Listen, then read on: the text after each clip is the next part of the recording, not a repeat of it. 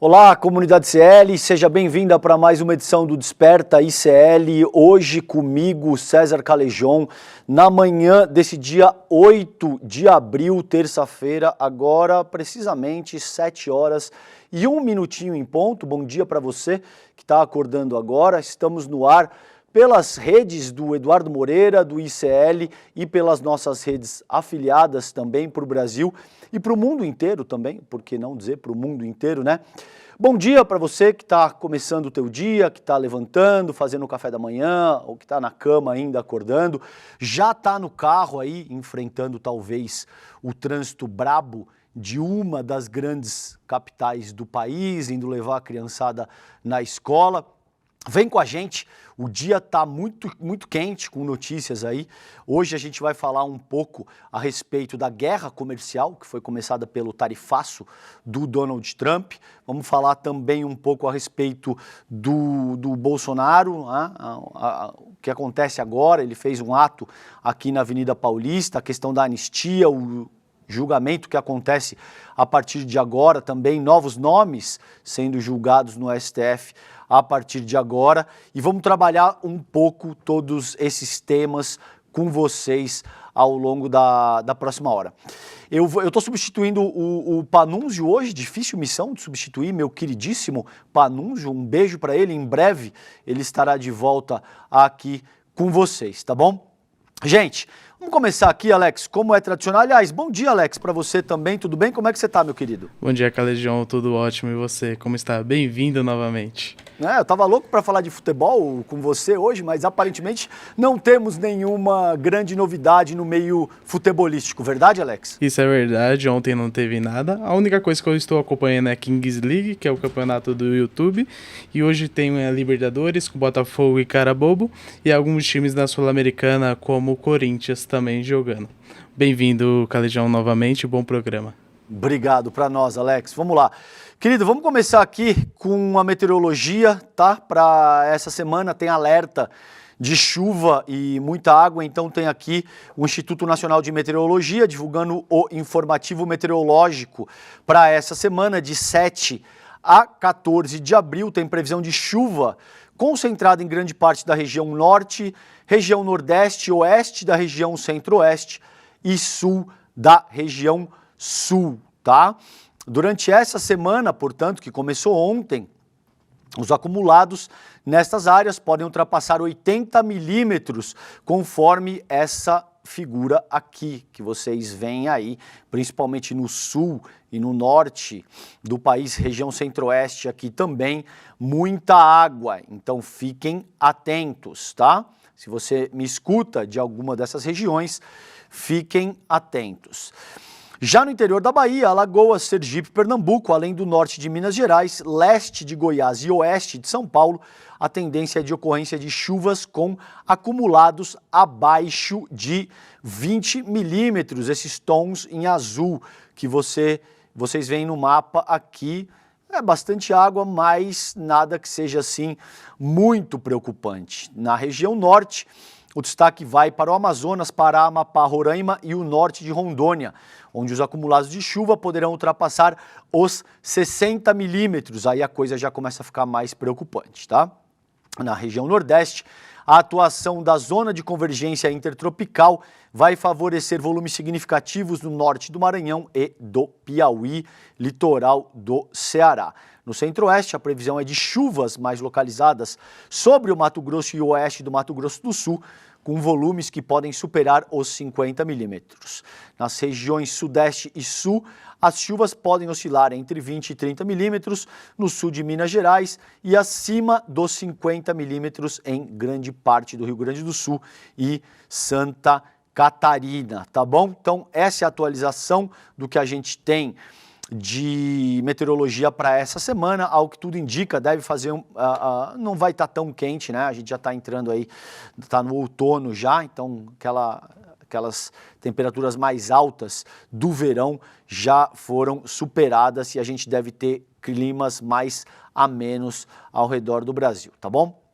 Gente, vamos para a capa do iclnoticias.com.br. Vocês já sabem, né? Se você não tem o hábito de acessar o portal do ICL Notícias todas as manhãs. Vocês estão perdendo, porque o iclnoticias.com.br traz as principais notícias do país, um time capitaneado pelo Chico Alves, baita time de craques, muitas vezes trazendo as principais notícias do país com dias de antecedência, considerando o que fazem os outros portais de notícias, tá? Então as principais notícias que a gente tem aqui no ICL nesse momento: Donald Trump ameaça tarifa adicional de 50%, Pequim promete resposta. A gente vai ver isso hoje, como é muito difícil trabalhar nesses termos com os chineses. Eu vou falar um pouquinho disso, como a China opera com base no confucionismo, é uma filosofia milenar.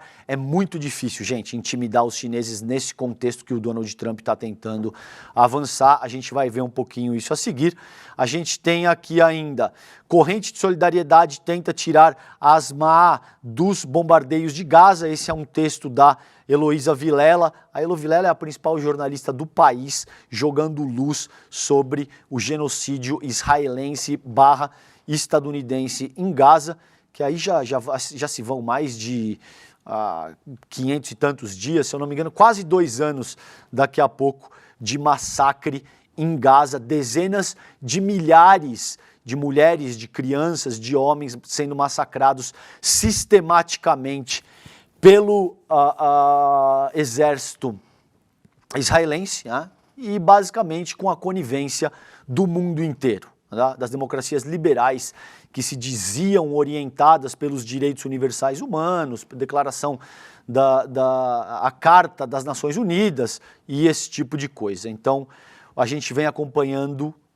todo santo dia o genocídio do povo palestino. Eu vou para isso aqui em seguida, tá? E aí a gente tem aqui a coluna da Ajuda ao Piva: Exército veta ex-preso político em visita da ONU no quartel em que funcionou o DOI-CODE. A gente tem o Marcelo Rubens Paiva registrando ocorrência na delegacia sobre aquela agressão sofrida aqui em São Paulo durante o carnaval. Vocês lembram? Uma pessoa jogou uma mochila no rosto do Marcelo. A mochila chega a pegar no Maurício Arruda, que é diretor aqui do ICL, bate no Maurício e acerta o rosto do Marcelo Arruda. Outro artigo aqui: por que a luta para manter o foco virou ato de resistência nas escolas e na sociedade? Então aqui os colunistas, o João César de Castro Rocha, todo o time de peso, tá? E o conteúdo maravilhoso que o Chico Alves orienta, comanda a produção aí para vocês no site do iclnoticias.com.br. Isso dito, gente, eu quero trabalhar isso aqui com vocês. Tá? É um tema extremamente doloroso que, infelizmente, como eu disse, a gente já vai para o 2º ano. Né? Este texto é da Elo Vilela e foi publicado hoje, agora há pouco, às 5 horas da manhã, 2 horas atrás, tá? Diz a Elo Vilela: corrente de solidariedade tenta tirar a Asma dos bombardeios de Gaza. Ela diz: não aguento mais. Ela viveu no Brasil dos 4 aos 18 anos de idade. Sobre o massacre em Gaza, questiona o que o mundo ainda está esperando. É o que eu questiono todos os dias também. É inacreditável. E o que está acontecendo em Gaza, gente, denota, por anos, isso tem a ver com o tarifaço também, mas eu vou fazer esse raciocínio agora. Por anos, tentou-se dizer que a sociedade internacional, sob a égide do comando estadunidense, funcionava, tentava-se dizer que, a despeito de todos os problemas, é melhor assim, porque a gente tem o mundo funcionando aí, como eu disse anteriormente para vocês, de acordo com parâmetros fundamentais de direitos humanos, com a Carta das Nações Unidas, com a Declaração Universal dos Direitos Humanos, com o que a gente tem em termos de direito internacional público e privado também, em alguma medida, mas sobretudo o direito internacional público, etc. O que o massacre, o genocídio israelense / estadunidense mostra de uma forma muito gráfica é que isso é balela, isso é conversa para boi dormir. Ah? O principal regulador do mundo é o capitalismo anglo-saxão. E o capitalismo anglo-saxão cria uma hierarquia moral que te diz que alguns povos são descartáveis. Ah? Sobretudo os povos do sul e sobretudo a depender do tom de pele dessas populações. Então é óbvio que a população de Gaza está recebendo um tratamento absolutamente genocida e isso não gera nenhum nível de comoção, digamos assim, nas democracias liberais burguesas. Não tem o menor problema. Você imagina se a essa altura a gente tivesse dezenas de milhares de franceses mortos, dezenas de milhares de italianos, de canadenses, de japoneses, de neozelandeses. Então vocês imaginam como é que a sociedade internacional estaria reagindo a essa altura. Agora são palestinos, quando são povos da África subsaariana, quando são povos da América do Sul, tudo isso ganha todo um outro contorno e a coisa não reverbera da forma como ganharia ressonância se fosse, por exemplo, esse núcleo de Europa Ocidental, Estados Unidos e esses países que estão mais ao centro do capitalismo anglo-saxão no mundo, tá bom? Diz a Heloísa Vilela, gente, aqui. As bombas voltaram e o medo agora é ainda mais intenso, mas não é um medo qualquer. Eu não tenho medo de morrer, tenho medo de perder uma perna, quebrar o quadril. Aqui é preciso muita força de vontade para não ficar maluco, diz Asma Abu Gideon, desde que Israel abandonou o cessar-fogo e as negociações com o Hamas no dia 18 de março, depois de 2 meses de trégua. O som dos aviões sobrevoando a região onde Asma mora não para. Ele atormenta, os sobreviventes de Gaza durante as 24 horas de cada dia. Um ferimento grave na visão dela, prestem atenção o quão dramático isso é. É ainda pior do que a morte, porque vai tornar ainda mais difícil cuidar da família. Sem comida em casa, já que Israel impediu novamente a entrada de ajuda humanitária, ela não tem condição de alimentar os 4 filhos. Você imagine o que é você se ver às voltas com um genocídio e 4 filhos, não sabendo exatamente se a sua casa vai ser bombardeada, sem comida, sem água potável, sem nenhum tipo de infraestrutura civil disponível para que você cuide da sua família. Asma tem plena consciência de que o limite entre a lucidez e a loucura é cada vez mais tênue em toda a região. Aspas para ela, quando uma mãe pega só a cabeça da criança dela, o que você quer que ela fale? Esse foi o melhor exemplo que ela ofereceu para fazer o mundo entender a insanidade em que a família dela e de tantas outras mães vive hoje. Todas as vezes que a internet nos permite conversar, ela me faz a mesma pergunta. O que o mundo ainda está esperando? Eu vou parar por aqui, eu recomendo a leitura. Eu sei que é um tema extremamente duro para começar o dia, mas honestamente eu não posso me calar frente ao que continua acontecendo em Gaza. Eu paro por aqui, eu recomendo que vocês leiam o texto da Heloísa Vilela e eu aproveito para parabenizar a Heloísa Vilela pela disposição, pela coragem, pela técnica e pela importância do jornalismo que você faz. Elo, é uma honra lutar ao seu lado e tá aí o texto da Heloísa Vilela. Acessem esse texto da Elo no site do iclnoticias.com.br, tá bom?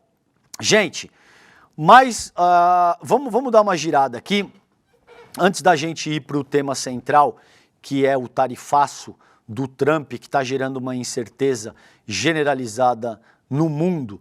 Tem aqui uma notícia da Folha de São Paulo, não está assinada, é da redação isso aqui, foi publicado ontem, 7 de abril, 9 horas e 37 minutos da noite, a gente tem PM que jogou homem de ponte é indiciado sob suspeita de tentativa de homicídio. O soldado Luan Felipe Alves Pereira está preso desde dezembro. O caso ocorreu com um motociclista em Cidade Ademar, aqui na zona sul de São Paulo. Vocês lembram o comandante dele? Eu não vou lembrar de cabeça o nome, vocês me perdoem. Chegou a dizer que a gente não entendeu muito bem o que pareceu ali, porque é um tipo de brincadeira. Foi assim que o comandante desse policial militar qualificou a ação de jogar um civil de cima de uma ponte, diga-se de passagem, um civil que não tinha nenhum tipo de ficha corrida, não tinha, ainda que tivesse, tá? Ainda que você seja um criminoso, você não pode ser executado sumariamente, porque, a meu ver, pelo menos aquilo ali é uma tentativa de homicídio, clara. Quando você joga uma pessoa que está rendida, desarmada, de cima de uma ponte, independentemente ela ter ou não ficha corrida, é uma tentativa de homicídio. Aí as imagens. Obrigado, Alex. É isso aí. Então o que vocês vão ver aí é a moto, o cara já teve a moto apreendida, você tem um efetivo militar ali e a pessoa aparece no quadro agora de camiseta azul, rendido, prestem atenção, ele não oferece nenhum tipo de resistência e ele vai simplesmente ser arremessado dessa ponte, que deve ter uns 4 metros de altura. É isso aí, essa é a imagem que vocês veem aí. Aí, pode tirar, Alex, porque isso aí é outra coisa, isso aí deu uma confusão. Aquela imagem no rio ali é outra coisa, tá? A pessoa sobreviveu, não tem a ver com a imagem subsequente que vocês viram ali. Então diz o texto, vou passar muito brevemente para a gente entrar no nosso tema central. A Polícia Civil indiciou ontem, segunda-feira, o soldado PM Luan Felipe Alves Pereira. Aí a foto dele, olha só, o policial Luan Felipe Alves Pereira, de 29 anos, Ele foi indiciado por suspeita de tentativa de homicídio, como eu disse, inequivocamente, por ter arremessado um jovem de cima de uma ponte na cidade Ademar, como eu disse aqui. Pereira está em prisão preventiva desde o dia 5 de dezembro no presídio militar Romão Gomes, na Vila Albertina, aqui na Zona Norte de São Paulo. Ele foi interrogado nesta segunda no local, mas afirmou que só falará em juízo. Assim que a Polícia Civil finalizar os trâmites do indiciamento, o inquérito será enviado ao Tribunal do Júri, onde um juiz analisará o caso. Ele poderá ter dar um prazo ao Ministério Público para que o órgão decida fazer uma acusação formal à Justiça. Pode pedir mais providências ou arquivar o caso.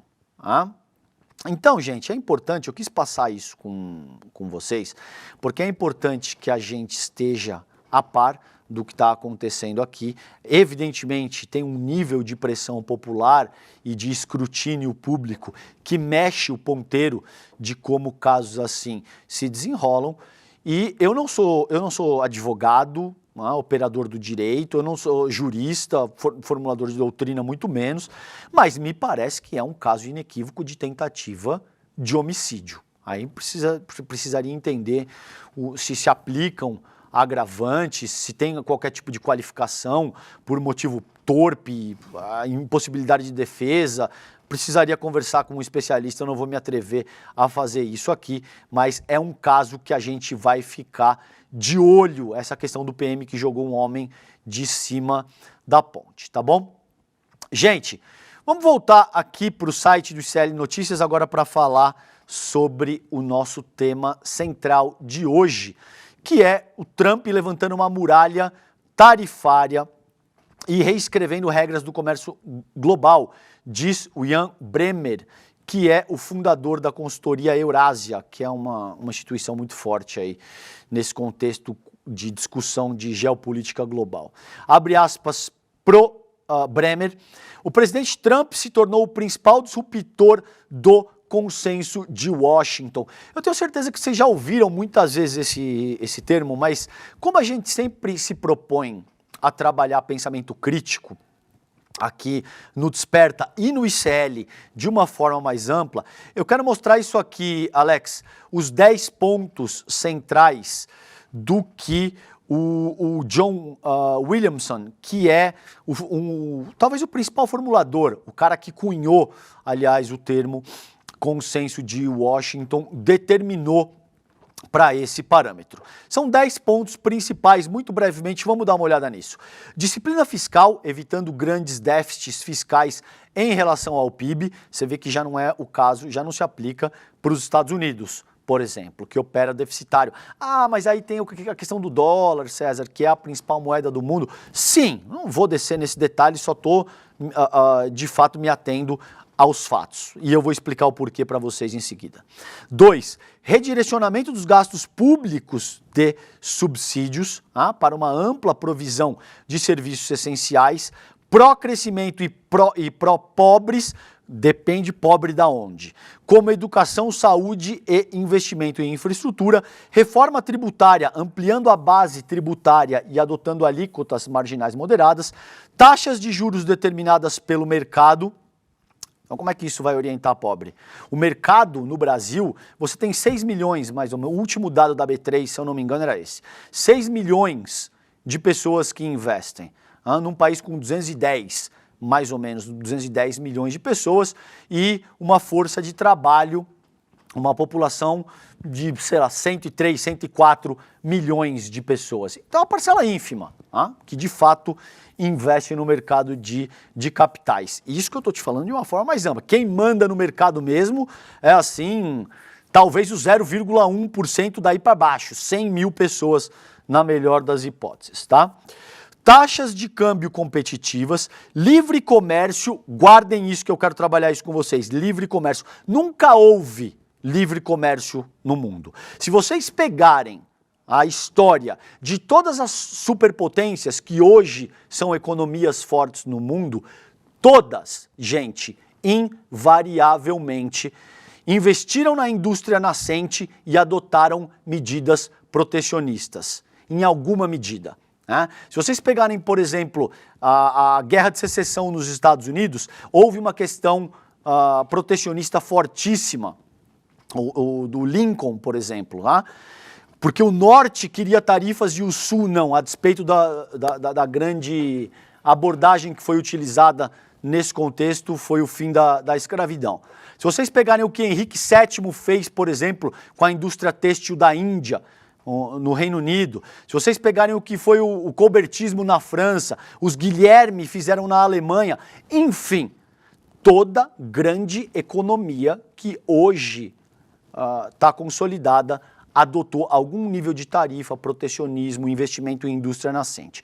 Então, livre comércio é uma falácia do liberalismo para fazer valer os interesses dos atores mais fortes de um determinado contexto. Quando países como a China, por exemplo, começaram a equiparar esse jogo, já não interessa mais tanto o livre comércio, tá? Vamos adiante, Alex.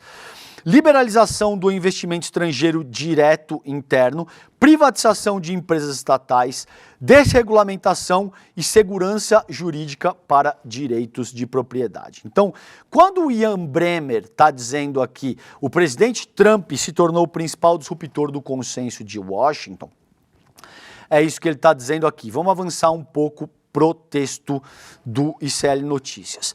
Em carta a clientes, Ian Bremmer, cientista político estadunidense, que é o fundador e presidente do Eurasia Group, uma das maiores empresas de consultoria de risco do mundo, fez uma análise bastante crítica do tarifaço promovido por Trump e suas consequências. Trump aumentou drasticamente as tarifas médias dos Estados Unidos para mais de 22%. Então, vocês sabem, tem taxas básicas para países como o Brasil, levou 10%, e alguns outros países tiveram taxas mais expressivas, tá? Então, isso afetou severamente o comércio internacional, especialmente com a Ásia. A medida, batizada de Dia da Libertação pelo Donald Trump, Dia da Libertação, visa, segundo Trump, reposicionar os Estados Unidos como uma economia protegida, forçando outros países a aceitar as suas condições comerciais. Então é isso. Basicamente a estratégia do Trump é forçar uma situação pela ameaça, pela imposição, pela força, para depois estabelecer negociações bilaterais no sentido de oferir algum nível de vantagem para os Estados Unidos. Será que isso vai funcionar? Como que o nível de incerteza que isso gera no mundo pode afetar a própria presidência do Trump nos Estados Unidos? Então, abre aspas aqui pro Ian Bremmer. Estamos testemunhando o componente econômico do mundo G0. Os Estados Unidos não querem mais ser o líder global de um sistema multilateral de comércio livre ou o principal motor da globalização. Veja que comércio livre nunca existiu. Essa narrativa do Ian Bremmer também é muito conveniente, tá? Ser o motor da globalização até é verdade, porque os Estados Unidos e os seus aliados, principalmente o norte global, vêm há séculos massacrando o sul global no sentido de se colocarem numa posição de vantagem. Isso sim é verdade. Os dois componentes econômicos fundamentais da antiga ordem que os americanos construíram ao longo dos últimos 80 anos. Eu discordo do Ian Bremmer, como eu já falei aqui para vocês. Em vez disso, o presidente Trump se tornou o principal disruptor do consenso de Washington, isso parece que faz sentido, remodelando a ordem econômica em um sistema onde os Estados Unidos podem usar seu tamanho de mercado, o status de moeda de reserva global e o poder econômico coercitivo para forçar outros países a se submeterem às suas exigências, reduzindo suas próprias tarifas e redirecionando seus investimentos para os Estados Unidos. Agora, será que isso vai dar certo? Porque, primeiro, existe todo um tempo que construir, por exemplo, um parque fabril requer. Você não vai fazer isso e construir, por exemplo, indústria de transformação em um mês. Isso não funciona dessa forma, né? Você precisaria estruturar todo um planejamento para ser capaz de construir a infraestrutura que esse redirecionamento que o Trump está propondo requer. Não é algo tão simples no sentido de fazer isso do dia para a noite. Segundo, o processo do tarifaço implica um aumento do custo de vida. Tem um vídeo maravilhoso que o Edu Moreira me mandou ontem, do Robert Reich, depois vocês podem pesquisar, eu não tenho como passar isso aqui hoje para vocês, explicando de forma didática de que existem consequências. O custo de vida de uma família média, de classe média dos Estados Unidos pode aumentar entre $1.200 e $4.000 por mês. Vocês imaginem que isso tem consequências seríssimas, inclusive para o capital político do Trump, para a popularidade do Trump. Então, haverá consequências, tá? E aí o Trump, me parece, Alex, que ele não entende muito bem o que está em jogo aí. Ou ele se faz de idiota. Eu vou pedir para o Alex colocar uma fala que eu separei, é um trechinho de 20 segundos em inglês e depois eu vou traduzir para vocês entenderem exatamente onde está a mentalidade do Trump nesse sentido. Roda aí, Alex, não sei se isso está na agulha já para a gente rodar, por favor. On tariffs, you just said with China. Who are you with? I'm with The Independent. Oh, that's good. It's on tariffs. You just said with China. Thank you. We charge them as we charge China, but the tariffs are paid eventually by American importers and consumers. No, they're not. No, I think they're paid for by the country. Então veja que loucura. Você tem um jornalista da The Independent, ele pergunta de onde que você é, porque o Trump é assim. Dependendo ele não é um presidente que fala com... eu vou falar com todo mundo, pode fazer a pergunta que você quiser que eu vou responder. Não, dependendo de quem você é, eu não falo. Nego acesso à Casa Branca, expulso. E essa é a terra da liberdade. A terra, teoricamente, da primeira emenda, no qual você teria liberdade absoluta de expressão. Ele começa perguntando, da onde você é? Quem é você? Porque dependendo de onde você, para quem você trabalhe, eu não falo com você. Começa por aí. E em seguida, o jornalista tenta explicar um princípio básico que diz o seguinte, ô presidente, olha só, essas tarifas serão pagas pelas pessoas que estão importando, serão pagas, em última análise, pelos contribuintes estadunidenses. Isso vai pesar no bolso das famílias estadunidenses. E o Trump simplesmente diz, não, acho que não.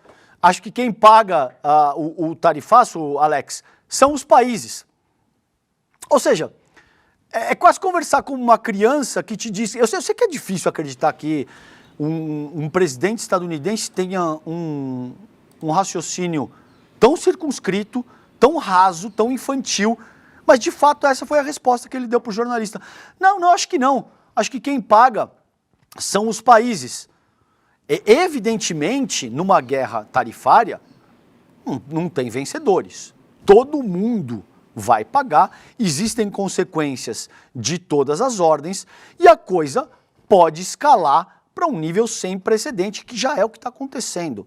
Aliás, no mundo, considerando que talvez o paroxismo, o limite máximo desse processo, pode ser um conflito armado.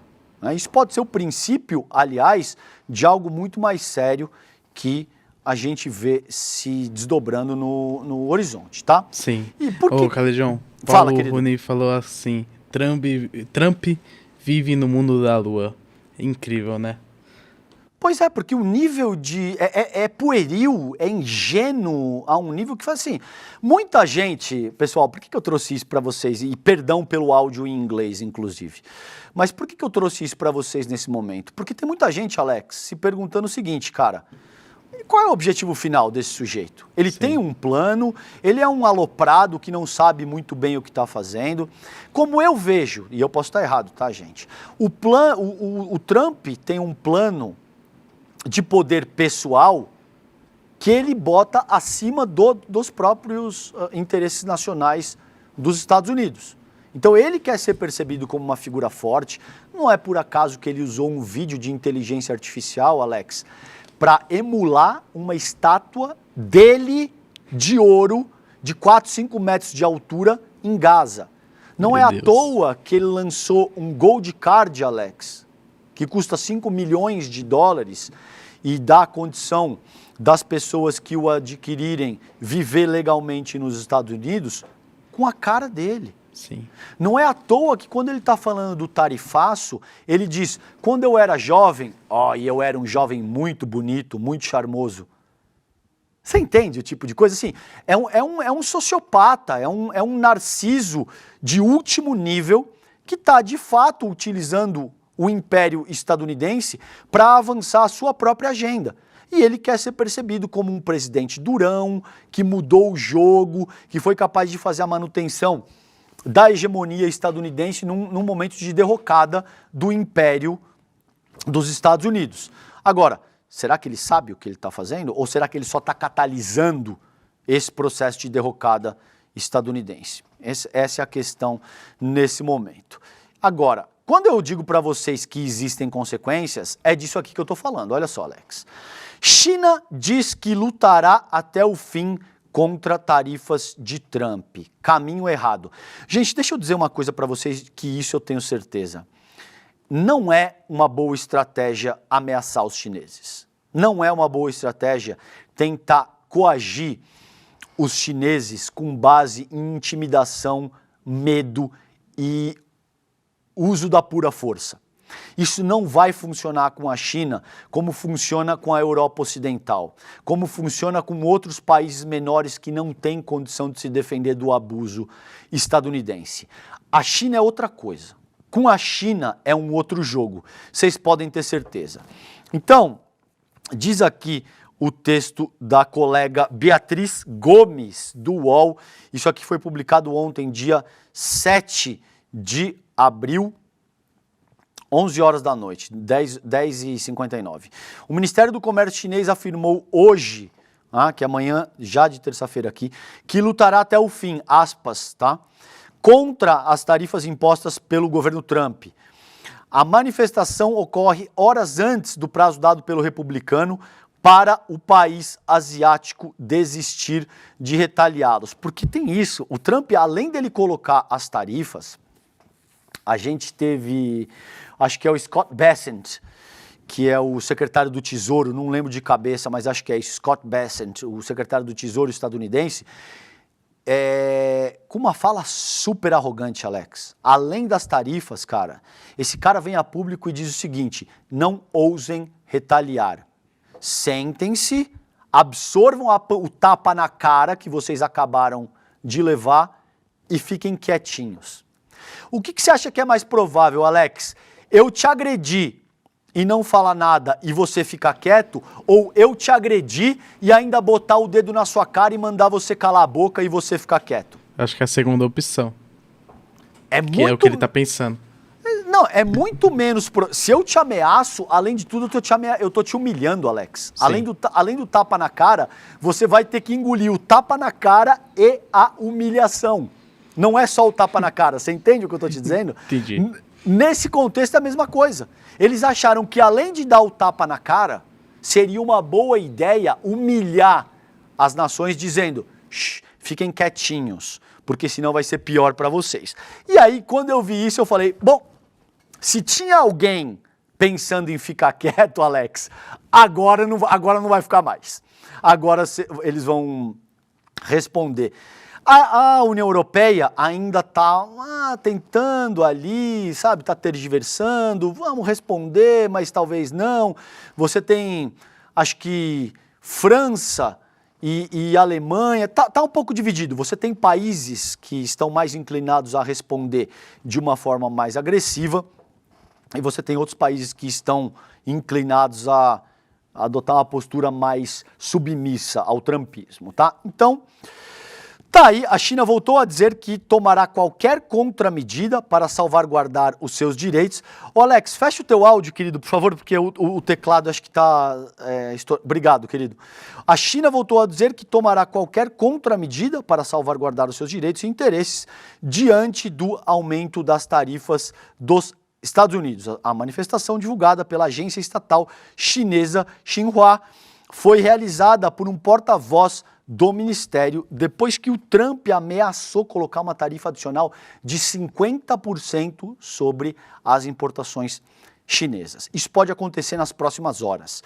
Se o Trump fizer isso, isso vai botar fogo nos mercados no mundo, porque ele colocou 34% sobre a China, que já pagava 20%. Isso já implica uma tarifa de 54%. Ele está ameaçando colocar outros 50%. Isso seria algo sem precedente na história do comércio moderno.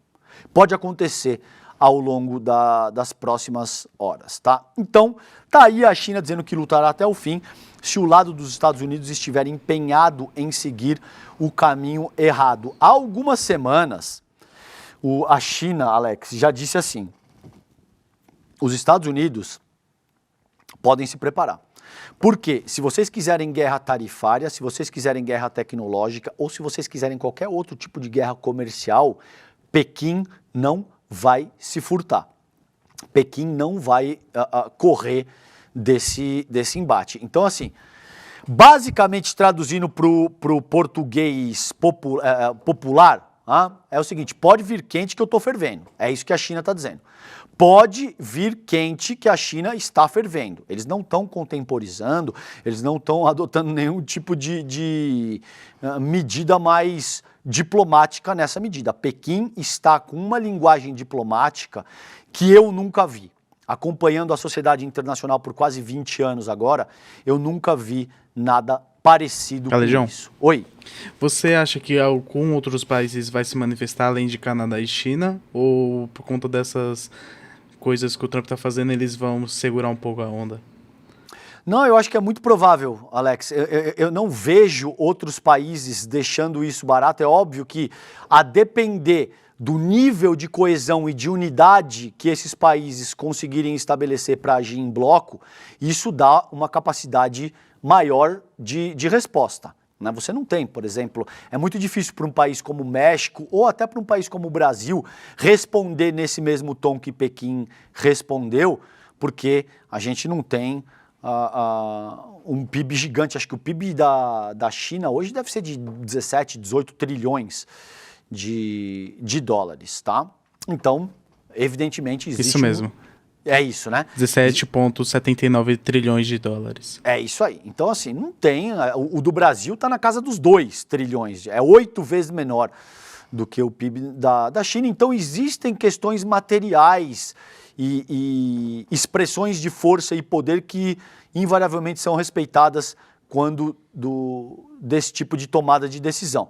Agora, me parece que o trumpismo está fazendo aí vai inequivocamente gerar algum nível de resposta. Já gerou da China, a China não vai recuar, Alex, para isso aqui. Já gerou da Cláudia Sheinbaum, já gerou do Canadá e está gerando uma onda de anti-americanismo no mundo inteiro. Talvez em níveis sem precedentes, porque agora você começa a ter aliados dos Estados Unidos como o Canadá. Você começa a ter as pessoas vaiando o hino dos Estados Unidos em partidas de hóquei no Canadá. Você começa a ter canadenses retirando produtos estadunidenses das gôndolas nos supermercados. Isso é absolutamente sem precedente. Então, assim, é complicadíssimo. O Trump vai ter que começar a negociar e vamos ver se ele consegue atingir os termos que ele pretende quando ele adota uma estratégia de ameaça dessa. Existe um limite, Alex, para o que você pode conseguir com base em ameaça, em intimidação. Isso se aplica na sociedade internacional, mas se aplica em relações interpessoais também. Você pode observar como a tua vida funciona nesse sentido. Existe um limite para o que você consegue conseguir intimidando, gritando, batendo no peito. Chega um ponto em que as pessoas se irritam e elas param de atender o telefone, elas param de te responder e, se precisar, elas partem para o confronto com você. Tá? Então é o seguinte, gente, o Trump deu um prazo.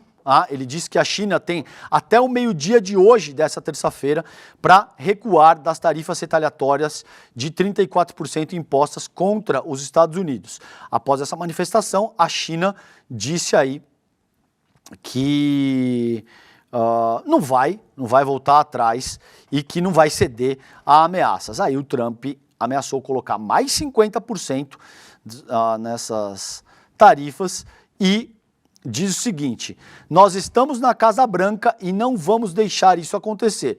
Eles estão se dando bem em cima da gente ao longo dos anos, ganhando centenas de bilhões de dólares e isso não deveria acontecer. O republicano disse ter um ótimo relacionamento com o presidente chinês, o Xi Jinping, e afirmou esperar que continue assim. Seguramente, Trump, é uma ótima medida de fazer a manutenção de um bom relacionamento, ameaçar o teu interlocutor, não tenho a menor dúvida disso. O relacionamento abusivo. Óbvio, eu não tenho a menor dúvida, né, Alex? Você quer manter um bom relacionamento com quem quer que seja e você começa ameaçando essa pessoa, me parece pouco provável que isso vá funcionar. Né? Mais cedo, o estadunidense afirmou que os Estados Unidos aplicarão tarifas, tá aí, já li isso aqui. Gente, então é basicamente isso, a cobra vai fumar. A China falou que não vai deixar barato esse negócio e o Trump disse que se a China não recuar, ele vai aumentar em mais 50% a tarifa. Em relações internacionais, tem uma disciplina que chama Teoria dos Jogos, que dá conta de tentar entender como é que essas disputas... Sabe aquele jogo que quando você tem dois carros, um dirigindo em frente ao outro, e existe uma luta para ver quem é que desvia primeiro, porque aí o outro foi o mais corajoso, o mais forte, o mais determinado? É esse tipo de jogo que está acontecendo entre Washington e Pequim. Vale ressaltar que quem iniciou essa contenda foi Washington nessa ocasião e que se o Trump seguir adiante, basicamente ele vai botar fogo no mundo. Os mercados, Alex, já caíram muito. Eu estava conversando com o Edu Moreira ontem, ele está acompanhando esse processo de muito perto. A gente deve trazer atualizações para vocês ao longo dessa semana. O Edu é um cara que entende infinitamente mais disso do que eu, mas as bolsas caíram muito no mundo inteiro ao longo do dia de ontem.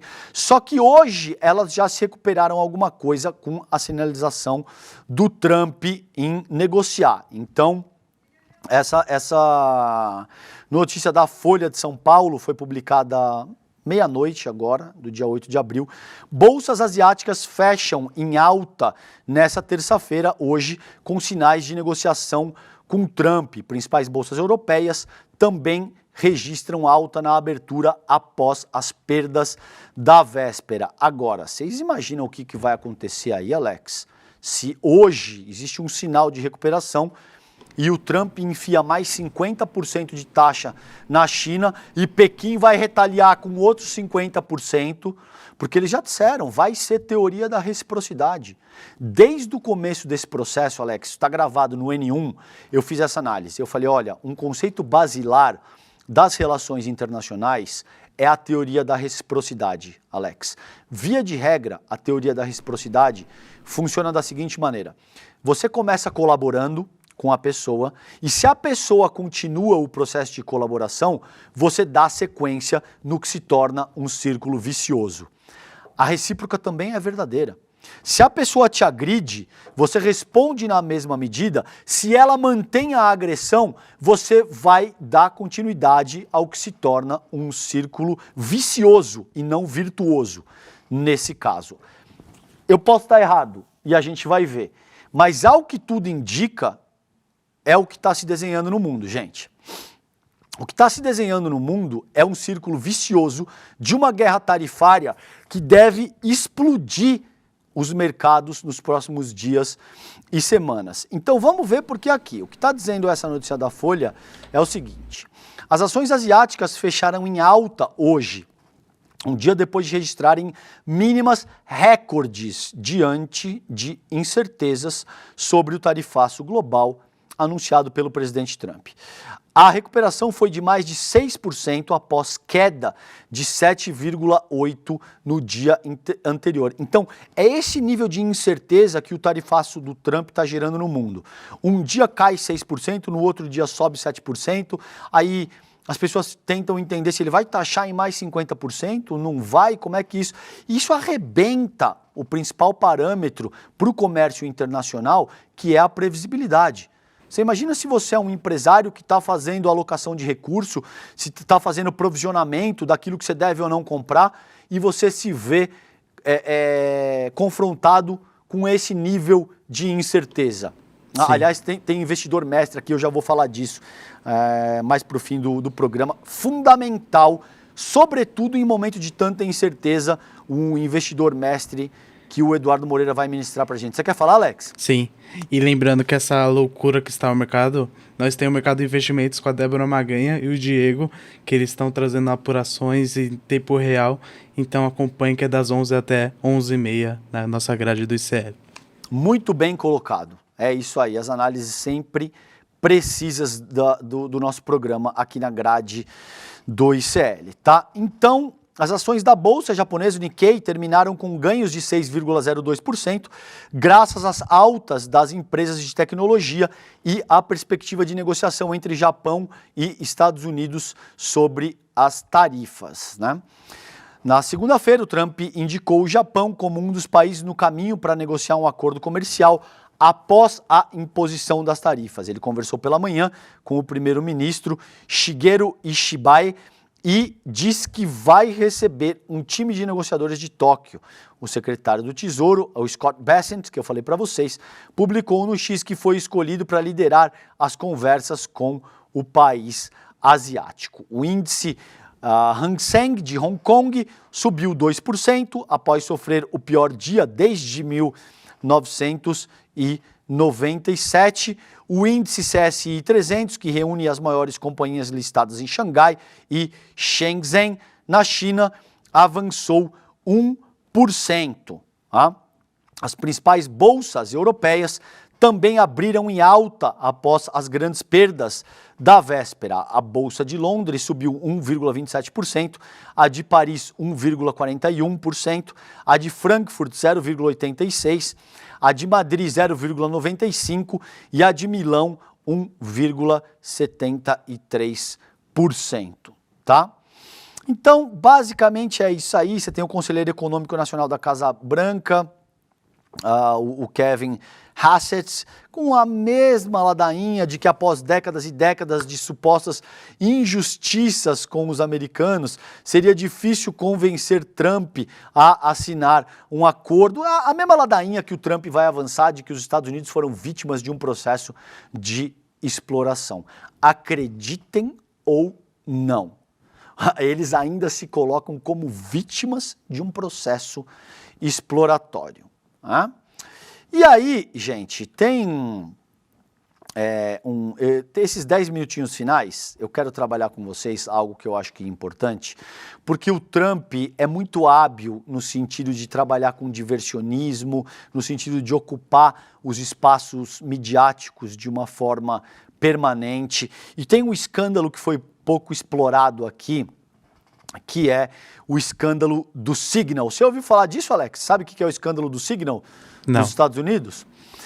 Cara, é o seguinte, você tem o secretário de Defesa, que é o Pete Hegseth, e você tem a Tulsi Gabbard, Mike Waltz e o vice-presidente, que são conselheiros de segurança dos Estados Unidos.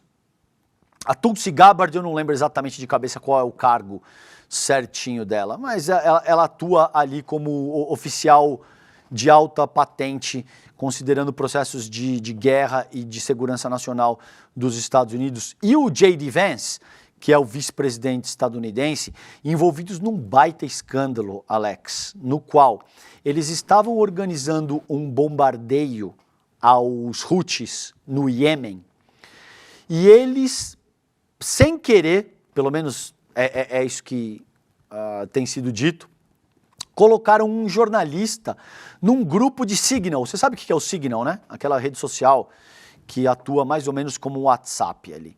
E eles colocaram o Jeffrey Goldberg, do The Atlantic, que é uma revista, uma mídia, sem querer nesse grupo. E esse jornalista teve acesso aos planos, Alex, de forma detalhada. Quando aconteceriam, que tipo de armamento seria utilizado, quem seriam os alvos, cada pequeno detalhe. O que isso significa é que você coloca em risco a vida dos militares que vão conduzir essa ação. Sim. Porque se as pessoas, se os inimigos dos Estados Unidos têm acesso a esse tipo de informação, eles são capazes de agir preemptivamente, no sentido não só de evitar o ataque, mas de eliminar essa ameaça para suas próprias forças, no caso, os Houthis. Então isso aí é um baita escândalo, Alex. Não é algo trivial que o Trump tenha a condição de fazer aquela estratégia diversionista que ele sempre faz e que ele dê conta de dizer, não, porque não é isso, isso é bom para a nação. Não, não é bom para a nação. E isso pegou muito mal para o Trump. Sondagens, pesquisas de opinião indicam que isso arranhou muito a popularidade do Trump, porque vai na contramão daquilo que ele quer vender para a sua base eleitoral, que ele é um homem forte, capaz de negociar de uma maneira inédita com o mundo inteiro, um cara que vai impor o ímpeto e a vontade dos Estados Unidos antes de qualquer outra coisa. Não à toa ele tem o mote do America First, e isso tudo, tá? Então isso derruba essa persona política que ele construiu e deixa claro o quão incompetente ele e o time dele são no sentido de conduzir o Estado americano nesse contexto, principalmente numa questão tão sensível como essa, que envolve uma questão militar de guerra, tá?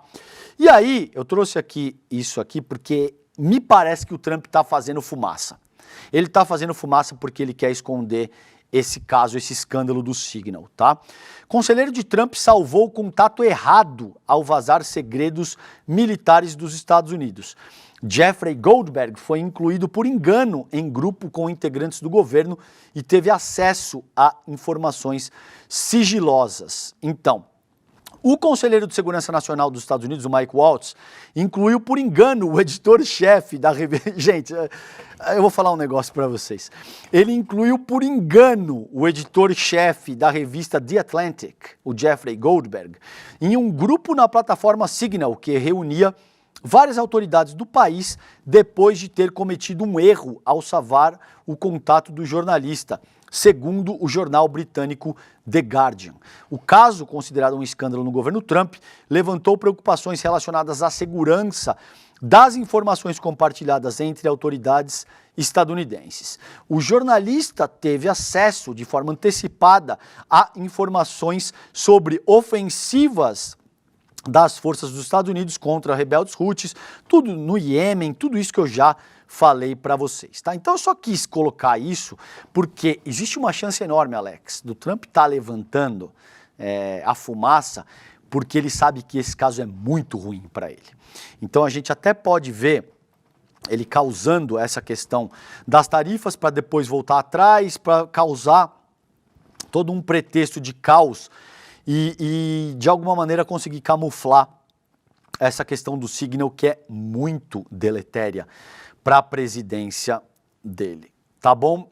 Gente, nos 4 minutinhos finais aqui, tem uma questão que eu quero trabalhar a nossa política doméstica. Esse texto é do GELOL na Folha e diz o seguinte, segundo o Datafolha, 52% acham que o Bolsonaro deveria ser preso por tentativa de golpe. Apesar da maior parcela a favor da prisão de ex-presidente, predomina a visão de que isso não vai ocorrer, segundo essa sondagem do Datafolha. Eu discordo radicalmente, eu acredito que o Bolsonaro será julgado com tudo aquilo que o nosso Estado Democrático de Direito garante, presunção de inocência, ampla defesa, direito ao contraditório, mas esse processo será concluído ainda esse ano. O Cacai disse aqui no ICL para o Chico Pinheiro em entrevista que ele acredita que esse processo deverá ser concluído ainda na gestão do Luiz Roberto Barroso,